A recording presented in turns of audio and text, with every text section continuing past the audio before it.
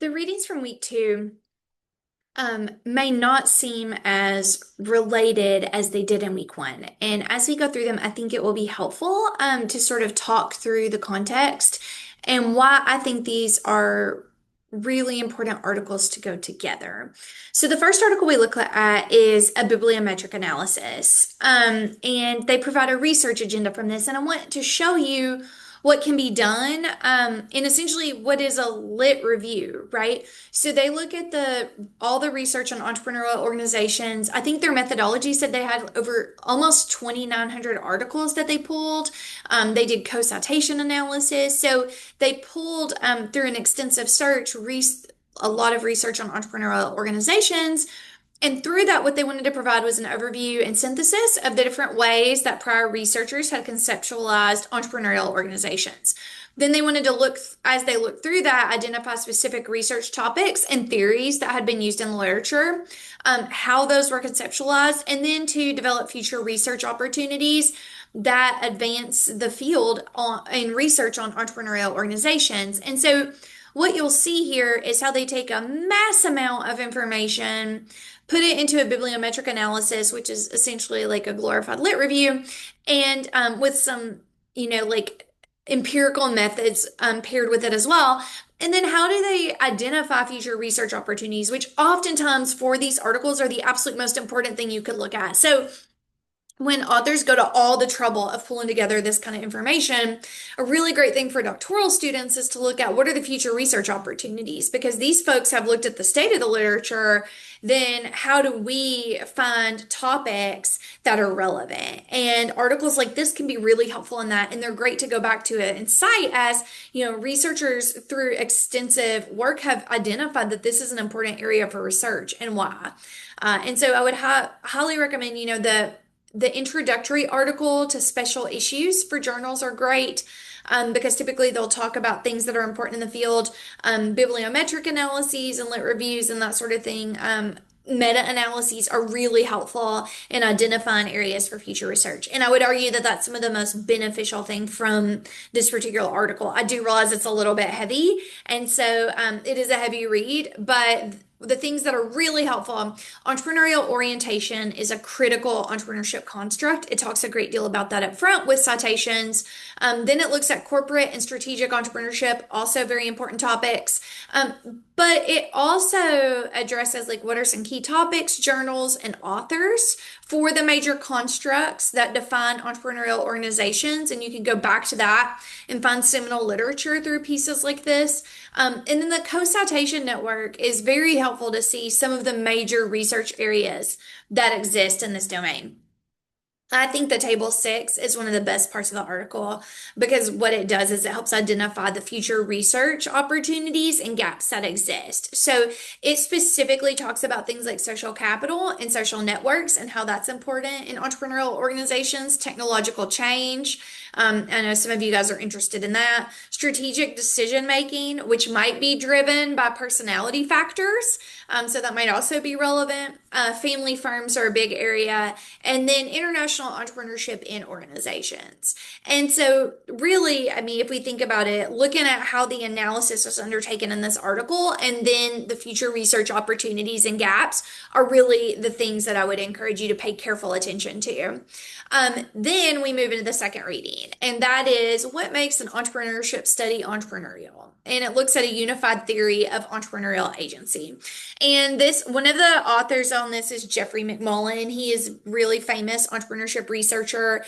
He's currently an editor for the Journal of Business Venturing. And he regularly attends some of the entrepreneurship conferences like USASB. So, really high-powered researcher. I think that the research in this article is very like academic oriented. It's very heavy.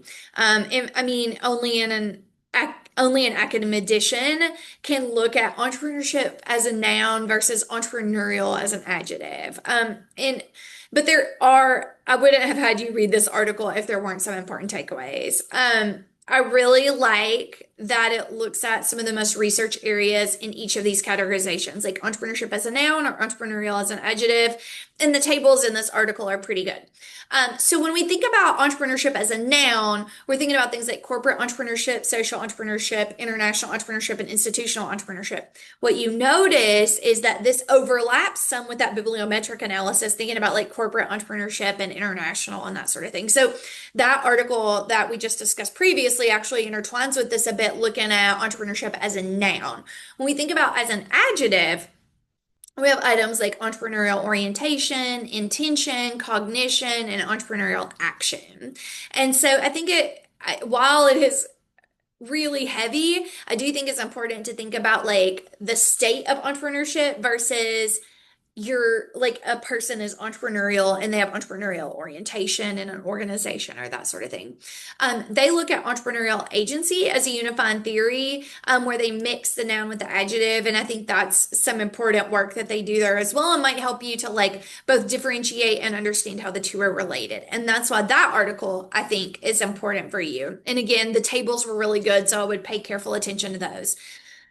The next piece is one of the most seminal family business pieces because it helps understand power, experience, and culture in family firms and develops an instrument to measure that. So if you're doing family firm research and you're surveying the family, it's really important to have the power, experience, and culture aspects so you can understand the influence of the family. So to give you a little context, because I love family business, people have measured like what is a family business in so many different ways. So if we're looking more at like high power corporations, it might be like it's 10% family owned. So like Ford would classify technically as a family business under that definition. In some like smaller, more micro research like me, it might be like, do you consider your business a family business? If so, how many family members are involved? But they don't love that, like whether or not the individual considers it a family business or not. The FPEC scale actually helps overcome some of those barriers if you're trying to publish family business research. And it's cited everywhere. And so I do think it is very important to be familiar with that so that you're aware of that if you are interested in looking at anything in the family context, because you have to understand who owns the firm. So, how much of ownership the family holds, who governs the firm. So, how many board members are family versus external or non family members, and then who manages the firm. And whether the family comprises management or if there are external managers involved in the firm as well, right? So we're going to ownership, government, and management, the three like over like the Venn diagram sort of in family business.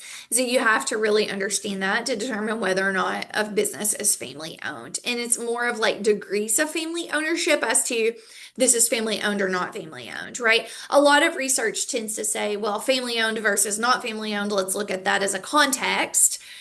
Whereas family business researchers say, whoa, whoa, whoa, there's a whole spectrum of family business research. And it's really important for us to understand how much control the family has, like how much governance they like take part in, how they manage the firm. And so this is a contextual element that is critical in family business research. Um, that questionnaire at the end in the appendix is seminal, so it's really helpful, but you're going to need to look for other pieces for implementation because this article is not it for that. The last article that we look at is why are some people more likely to become small business owners than others? It's based on entrepreneurial entry and industry specific barriers and was written by Lofstrom, Bates, and Parker. Bates is pretty famous, has a lot of seminal literature out there. So the reason I included this article is because it is entirely context based, right? So we think like we go from family business as a context and degrees of family business, ownership, management, control, and now let's look at I'm thinking about like why some people are more likely to become entrepreneurs. And lots of research has looked at wealth and education as determinants of entry into small business ownership.